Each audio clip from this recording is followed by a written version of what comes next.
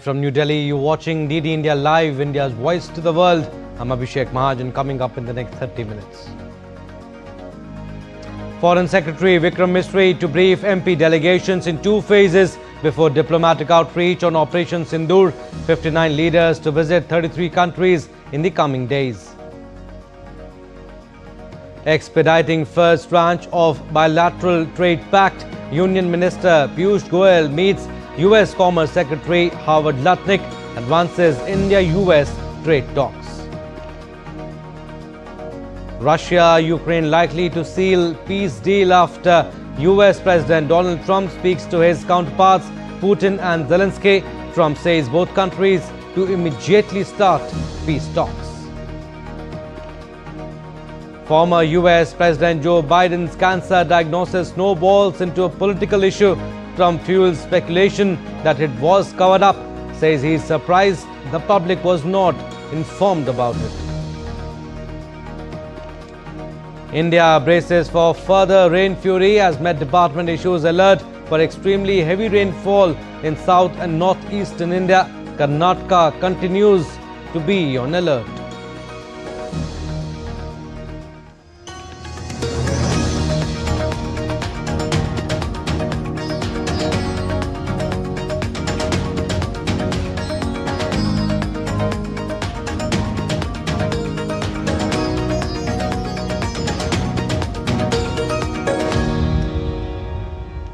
India's Foreign Secretary will brief 7 MP delegations on Tuesday that are set to visit 33 countries to brief global leaders on India's resolve to deal with terrorism firmly against the backdrop of Operation Sindoor. The briefings are scheduled in 2 phases, with the first one occurring today and the second scheduled for 23rd May. India has initiated a diplomatic effort to strengthen its global position following the Pahalgam terror attack that killed 26 civilians.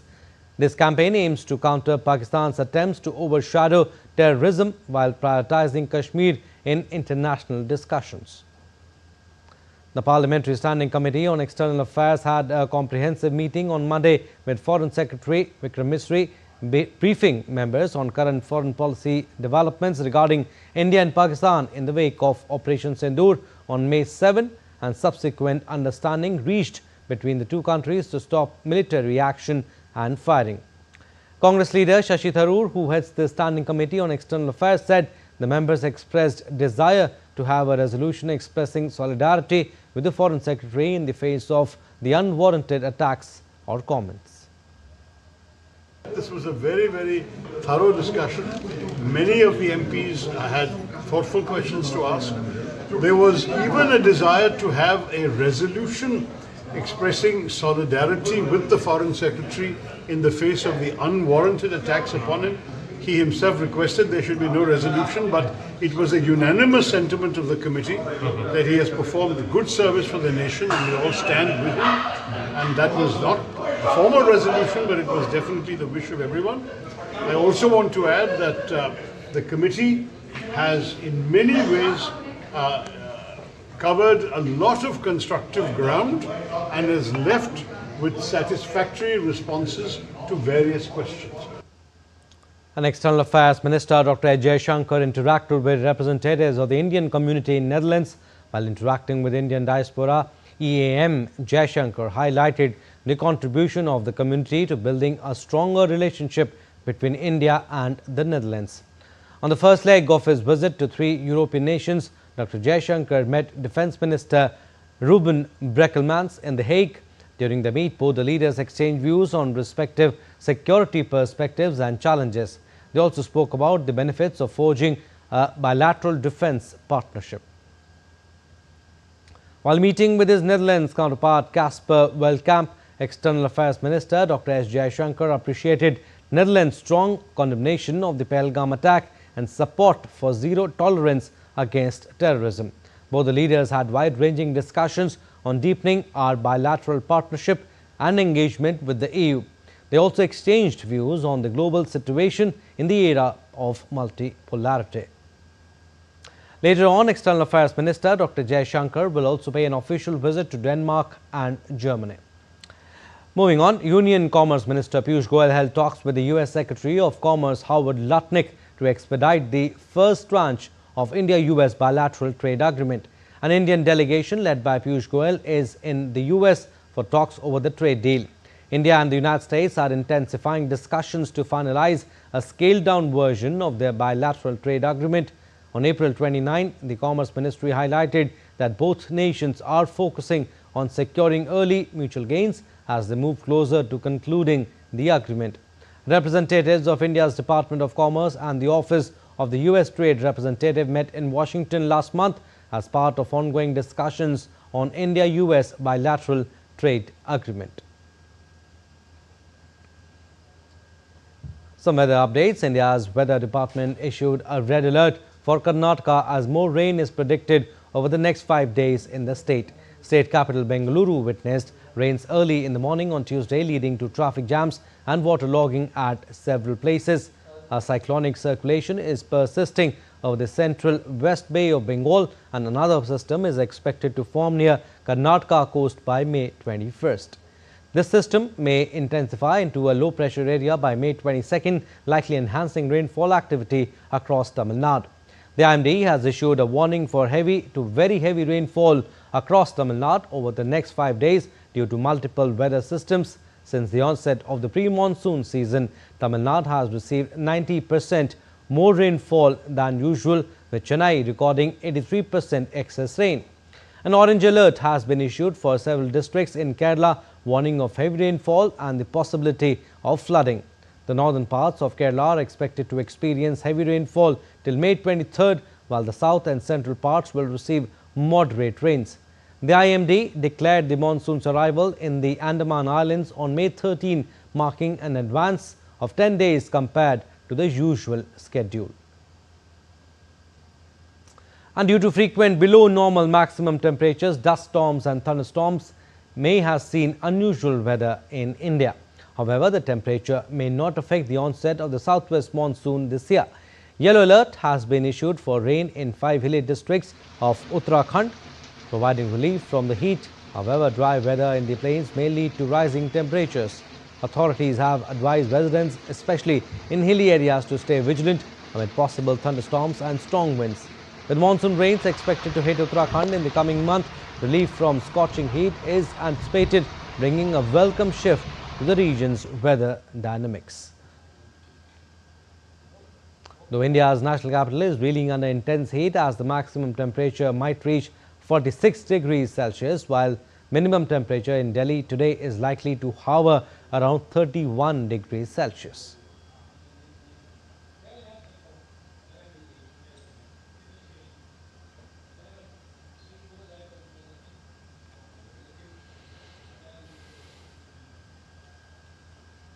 Now, Kaziranga National Park and Tiger Reserve has achieved a milestone, emerging as India's third most visited national park with over 4.43 lakh tourists this season, marking a 35% rise from last year. Foreign tourist numbers also surged by 25%, highlighting its global appeal.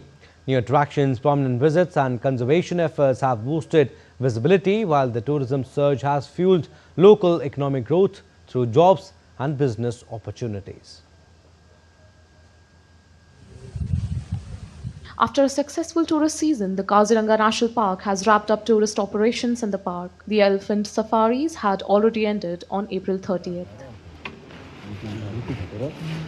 Notably, Kaziranga National Park has secured the third position in India for most visited national parks this year. As the park officially closed for visitors today, park authorities revealed that it received 4.43 lakh visitors during the 2024-25 tourist season, generating nearly 11 crore rupees in revenue. Compared to the previous year, the park saw a 35% rise in domestic visitors and a 25% increase in foreign tourists, with 1,800 international visitors recorded for the first time. Kaziranga continues to be the most visited national park in northeast India. The golden tiger, a rare and majestic attraction, became a major highlight this season, drawing large crowds. The tourist year began on 1st October 2024 and officially ended on 18th May. While tourist numbers usually drop in April to May, this year saw a noticeable increase. Bureau Report, DD India.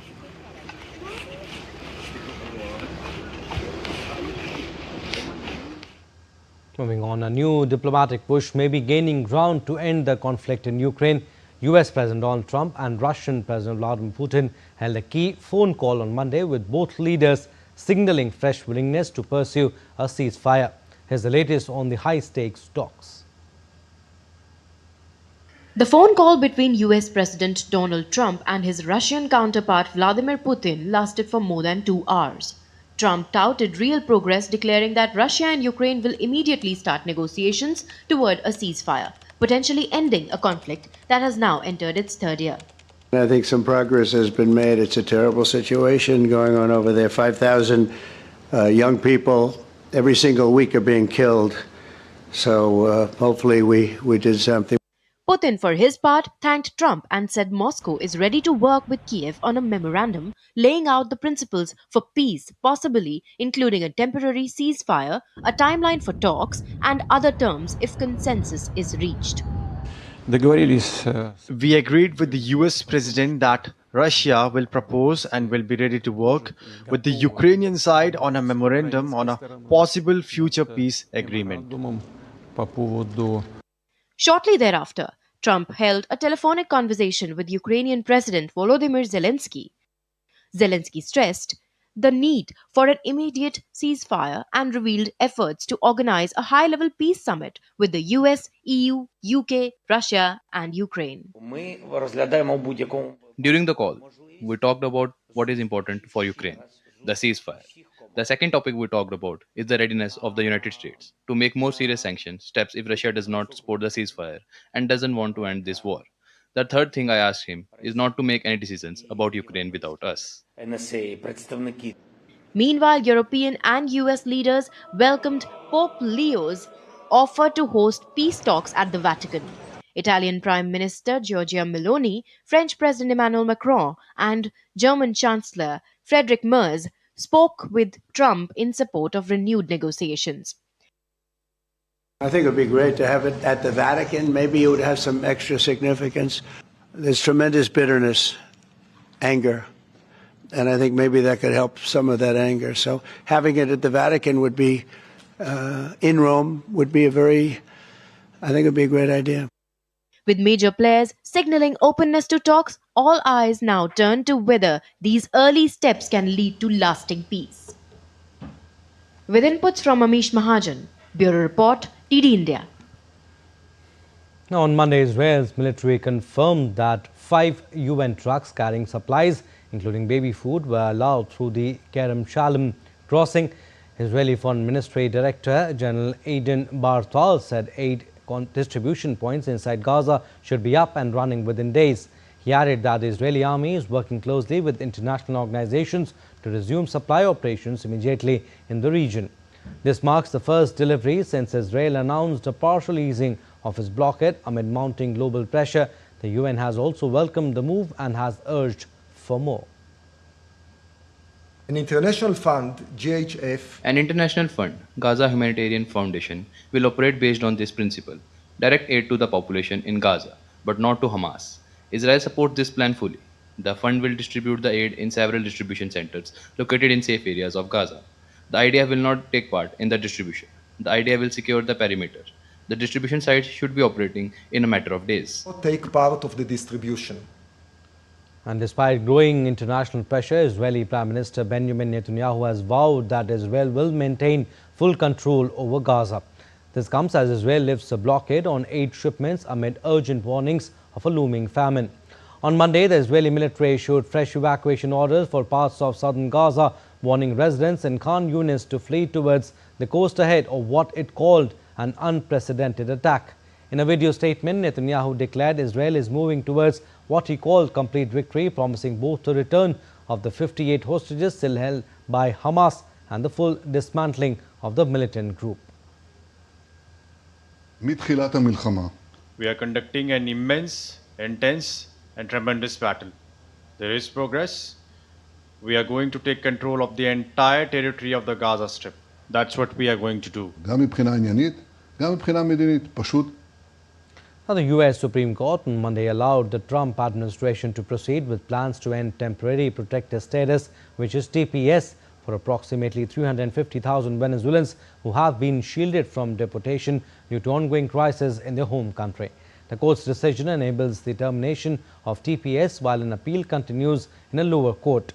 Former President Biden had extended TPS for Venezuelans in early 2021, citing the humanitarian situation under Nicolas Maduro's regime. In response, Venezuelan American activist Ardaliz Ferro condemned the decision, calling it a discriminatory attack on a community fleeing a dictatorship.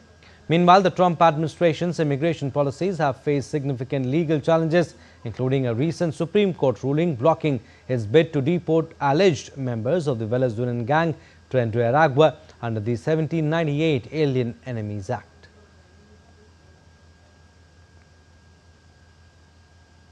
Meanwhile, Colombia's foreign ministry said on Monday it had been informed about a flight suspension by Venezuela's government, although had not yet received information about any detained Colombians. About 38 people have been arrested in connection with the alleged mercenary conspiracy, Cabello said during a press conference with the local media. And the first group of undocumented migrants flew out of the United States under a new government initiative, Project Homecoming, the Department of Homeland Security announced on Monday. Self-deported Honduran migrants have arrived to the Ramon Villeda Morales Airport in San Pedro Sula, Honduras. Project Homecoming offers $1,000 in financial assistance and travel support for migrants who agreed to self-deport to their home countries. A total of 64 migrants were flown from Houston, Texas, with 38 heading to Honduras and 26 to Colombia.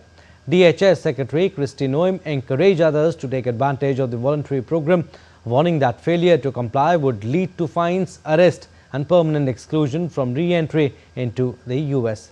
The initiative is part of broader efforts by the Trump administration to address illegal immigration, including deportations and military deployments at the southern border. Migrant rights groups have raised concerns about the fairness and safety of the program. All right, we are slipping into a very short break. On the other side, more stories. Keep watching DD India Live.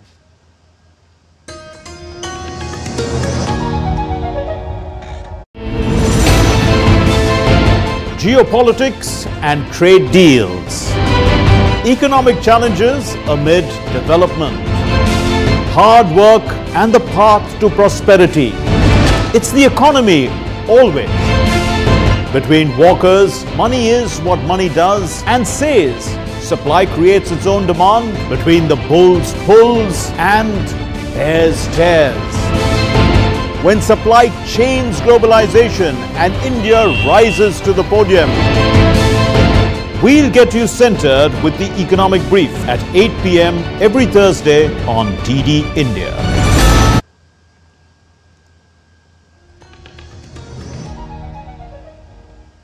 Welcome back. You're watching DD India Live. I'm Abhishek Mahajan. Some more stories. India's multi-party outreach to rally global support for its war against terror emanating from Pakistan is aimed at major countries and the West Asian region.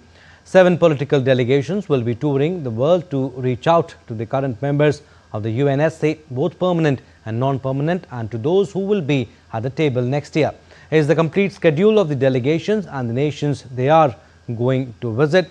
So the all-party delegations will project India's national consensus and resolute approach to combating terrorism in all forms and manifestations. They would carry forth to the world the country's strong message of zero tolerance against terrorism. Members of Parliament from different parties are part of each delegation. As part of its efforts to isolate Islamabad internationally, India wants to convey its concerns about Pakistan's support to terror groups and terror infrastructure. The teams will go to 4 out of 5 permanent members of the UNSC, the US, UK, France and Russia. Among the non-permanent members, the all-party delegations will visit countries who are current members of the UNSC, Algeria, Guyana, Republic of Korea, Sierra Leone and Slovenia, as well as the countries which will replace them next January. Barring Pakistan, they will visit countries whose terms expire in December next year: Denmark, Greece, Panama and Somalia. The visits will also include nations which will be assuming membership of the UNSC in near future: Latvia, Democratic Republic of Congo, DRC, Bahrain, Liberia and Colombia will be part of the UNSC for a 2-year period from January 1st, 2026 till December 31st, 2027. The teams will also visit key Muslim majority countries in West Asia and Southeast Asia, Saudi Arabia, UAE, Qatar, Egypt, Kuwait, Indonesia and Malaysia. Alright, so these are the engaging key nations. So we are talking about different delegations. So this is the delegation 4 up on your screen, which will be headed by Eknath Shinde of Shiv Sena.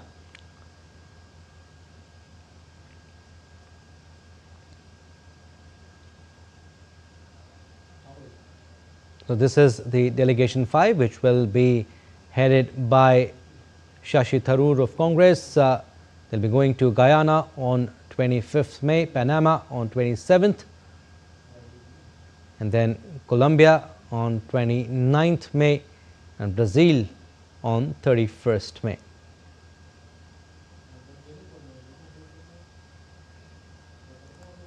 So we are talking about the India's multi-party outreach campaign to rally global support for its war against terror emanating from Pakistan. So this is the delegation 6 headed by Kanimuri Karunanidhi of DMK. They'll be going to Russia, which is part of permanent member of UNSC, on 22nd May, and Slovenia, and then Greece on 27th May, and Latvia on 29th May. In Spain on 31st May. So 7 political delegations will be touring the world to reach out to the current members of the UNSC, both permanent and non-permanent. So this is the delegation 7 that we are talking about, which will be headed by Supriya Sule, and we are telling you where they will be going: Qatar on 24th and South Africa on 27th of May,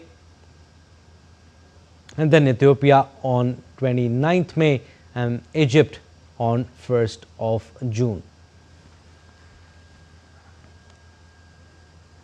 All right, moving further. Trump signed a bill on Monday making it a federal crime to post revenge porn, whether it is real or generated by artificial intelligence. The Take It Down Act, passed with overwhelming bipartisan congressional support, criminalizes non-consensual publication of intimate images while also mandating their removal from online platforms. Websites that fail to remove the images promptly within 48 hours will face civil liabilities. The bill would require social media platforms and websites to have procedures in place to swiftly remove non-consensual intimate imagery upon notification from a victim. First Lady Melania Trump endorsed the bill in early March and attended the signing ceremony in a rare public White House appearance. In remarks at the signing ceremony, she described the bill as a national victory that will help parents and families protect children from online exploitation.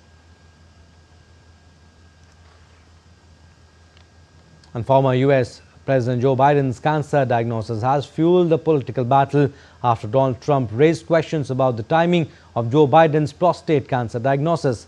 Trump suggested the public should have been informed earlier, fueling speculation about a cover-up. DD India's Antara Sinha tells us more.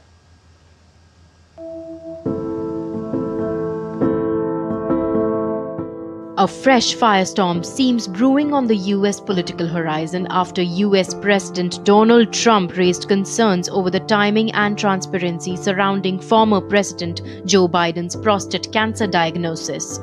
Biden revealed Monday that he's battling an aggressive form of prostate cancer that has spread to his bones. US President Donald Trump fueled speculation that cancer diagnosis was covered up. I think it's very sad, actually. I'm surprised that it wasn't, the public wasn't notified a long time ago, because to get to stage 9, that's a long time.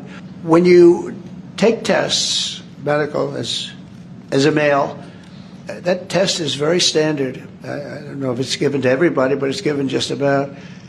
And it takes a long time to get to that situation. I think that if you take a look, it's the same doctor that said that Joe was cognitively fine. There was nothing wrong with him. Well, he said, if it's the same doctor, he said there was nothing wrong there, and that's being proven to be a sad situation. Trump's remarks have sparked speculation that Biden's team deliberately withheld the diagnosis, raising questions about the level of transparency from the White House.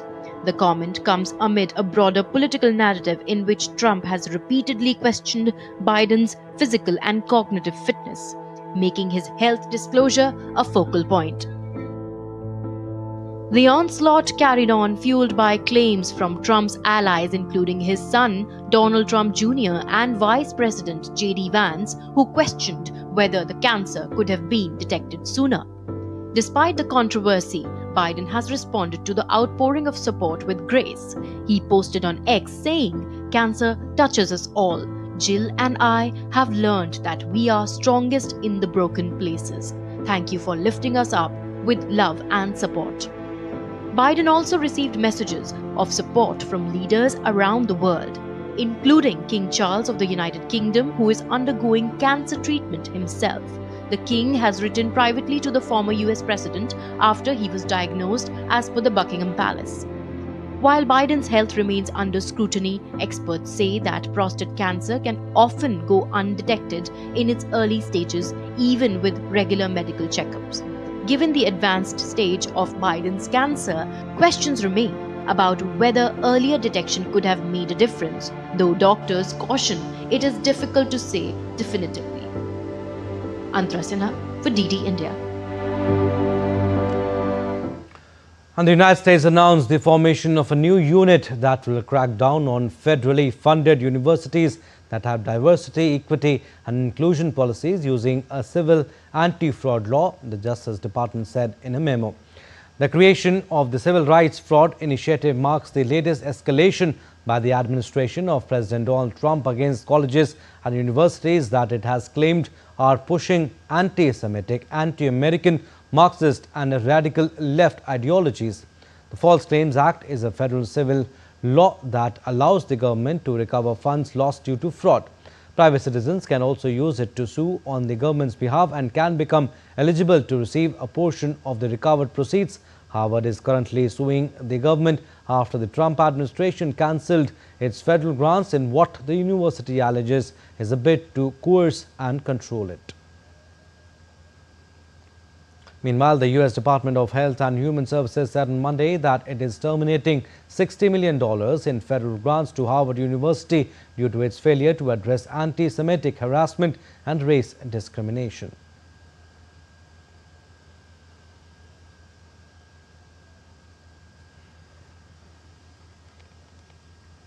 All right, sports updates now. We'll start with Khelo India Beach Games. Veteran players from various fields were felicitated during the opening ceremony of Khelo India Beach Games in Diu. Major Dhyan Chand Awardee shuttler Trupti Murgunde was also one of them. In an exclusive conversation with DD India's Suchitra Bhardwaj, Trupti appreciated the government's efforts to expand the Khelo India umbrella to provide opportunities to the young and talented players. DU is hosting the first ever Khelo India Beach Games, and we have with us Dhyan Chand Awardee Trupti Murgunde. Trupti, how do you look at the idea of developing DU as a beach games destination, and how do you like DU? I think fantastic. I would say fantabulous. I think that would be a good adjective to use. And fortunately, I was here at the first edition, which was hosted last year, and it was. I mean, they are the amazing host. I would say DU has always been a wonderful host, and now with collaborating with Khelo India, it brings in even more power and becomes much more stronger. The whole idea of Prime Minister, to get sports into you, whether it is, excelling in sports or it is as a fitness mode, I think it's a fantastic move. Khelo India is basically to develop the sports at the grassroots level. What will be your message to all the participants of Khelo India Beach Games? I would say, this is one of the best platform.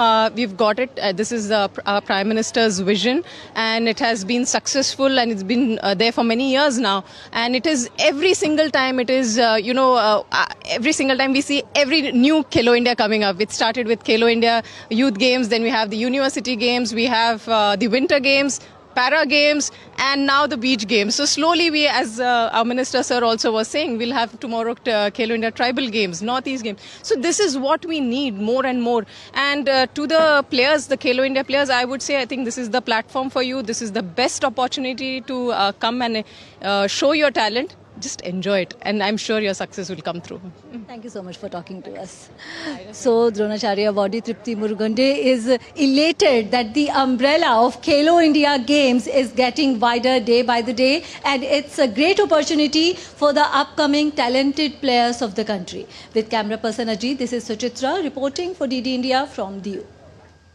Well, that's all we have in this edition of DD India Live, but do let us know your thoughts on the news of the day. For those on the go, you can get all the latest news and updates from India and across the world on DD India mobile app. The app is available on both Android and iOS platforms. Scan the QR code on the screen to download now. And we'll be back with more news as it breaks here on DD India. I'm Abhishek Mahajan. From all of us here in Delhi, thanks for watching DD India Live.